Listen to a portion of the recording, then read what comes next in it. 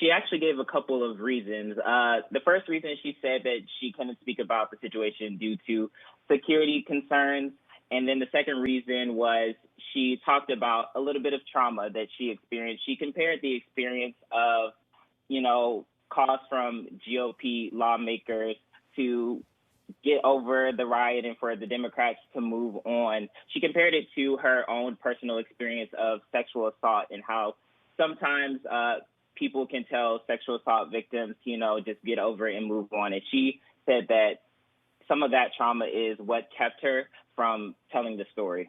This is a big deal to hear from a member of Congress speak openly about the trauma that she's experienced, especially coming after years of hearing about men in positions of power who have been accused of sexual assault. Yeah, it is really big to hear. And I last night on Twitter after her live video, I saw, an outpouring of support from her other, Democratic lawmakers that, came out and supported her and kind of comforted her and thanked her for telling her story, because I saw a lot of them said that they have stories, too, that I guess they haven't told yet. And it was really a big moment.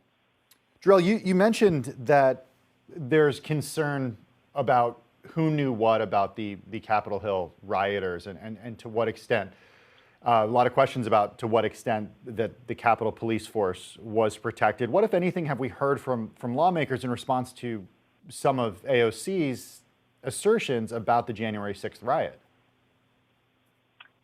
Well, in terms of Capitol Police, a lot of Democratic lawmakers have called for investigations into the response. I do know that House Speaker Nancy Pelosi has directed some type of security review into what happened that day. And then on the other side of the coin, you have some GOP lawmakers who are kind of trying to push away from this.